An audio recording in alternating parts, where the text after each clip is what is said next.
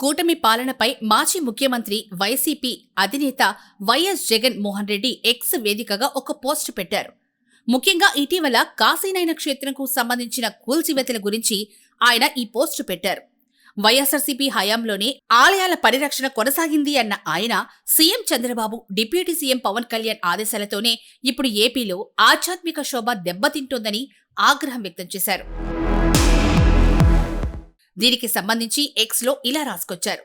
నాకు వచ్చిన అర్జీ, దానికి సంబంధించిన విషయాలు విన్న తర్వాత ఈ ప్రభుత్వంపై నా కామెంట్ ఏంటంటే, దేవుడంటే భక్తి, భయం ఉన్నది ఎవరికి? ఎవరి హయాంలో ఆధ్యాత్మిక శోభ విలసిల్లింది? ఎవరి హయాంలో హైందవ ధర్మాన్ని పరిరక్షించారు? కూటమి ప్రభుత్వం వచ్చిన తర్వాత ప్రసిద్ధ కాశీనయన క్షేత్రంలో కూల్చివేతలు, రాష్ట్రంలో ఆలయాలపైన హిందూ ధర్మంపై జరుగుతున్న దాడులకు ప్రత్యక్ష సాక్ష్యాలు కావా అని అన్నారు.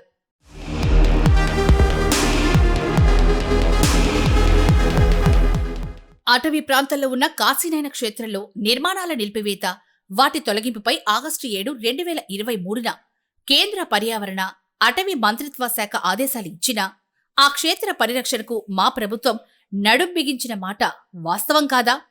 అదే నెల ఆగస్టు 18, 2023న అప్పటి కేంద్ర అటవీ శాఖ మంత్రి భూపేంద్ర యాదవ్ గారికి ముఖ్యమంత్రి హోదాలో నేనే స్వయంగా లేఖ రాసి కాశీనయన క్షేత్రం ఉన్న 12.98 హెక్టార్ల భూమిని అటవీ శాఖ నుంచి మినహాయించాలని, ఆ క్షేత్రానికి రిజర్వ్ చేయాలని, దీనికోసం ఎలాంటి పరిహారం కోరినా, ఎలాంటి ఆంక్షలను విధించినా తూచా తప్పక పాటిస్తామని లేఖలో చాలా స్పష్టంగా చెప్పాం. మా ప్రయత్నాలతో కేంద్రం తన చర్యలను నిలుపుదల చేసింది. మా 5 ఏళ్ల పాలనలో కాశీనయన క్షేత్రానికి వ్యతిరేకంగా ఎవ్వరూ ఒక్క చర్య కూడా తీసుకోలేదు.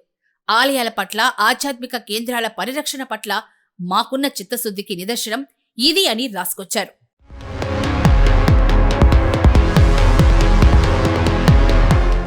మరోవైపు కూటమి ప్రభుత్వం అధికారంలోకి వచ్చిన 6 నెలల నుంచే ఇదే కాశీనయన క్షేత్రంలో ఏం జరిగిందో రాష్ట్రమంతా చూస్తోంది. ఒక ప్రసిద్ధ క్షేత్రంపై బుల్డోజర్లు నడిపి కిరాతకంగా రాష్ట్ర ప్రభుత్వం ఆధ్వర్యంలో కలెక్టర్ ఆదేశాలతో ఆర్టీఓ పర్యవేక్షణలో కూల్చివేస్తూ వచ్చారు. చంద్రబాబు గారి ఆదేశాల మేరకు డిప్యూటీ సీఎం పవన్ కళ్యాణ్ పర్యవేక్షణలో ఉన్న తన పర్యావరణ, అటవీ శాఖ స్పెషల్ చీఫ్ సెక్రటరీ ఇచ్చిన కూల్చివేత ఉత్తర్వులతో హిందూ ధర్మంపైన, ఆధ్యాత్మిక క్షేత్రాలపైన అధికార అహంకారంతో దాడి చేశారు. ఇవిగో ఆధారాలు.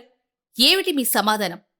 తామే ఉత్తర్వులిచ్చి తమ చేతులతోనే కాశీనయన క్షేత్రాన్ని కూల్చేసి వాతలు పెట్టి వెన్నపూసిన మాదిరిగా ఇప్పుడు మాటలు చెప్తున్నారు. వీళ్ల తీరే అంతని మండిపడ్డారు.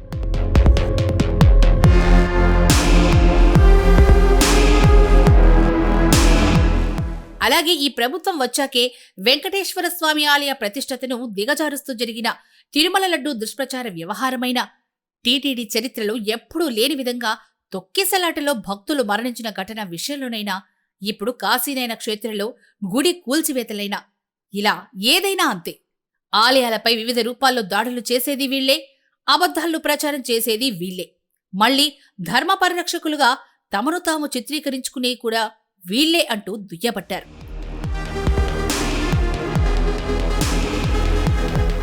ఒకరేమో ఆదేశిస్తారు, మరొకరు పర్యవేక్షిస్తారు.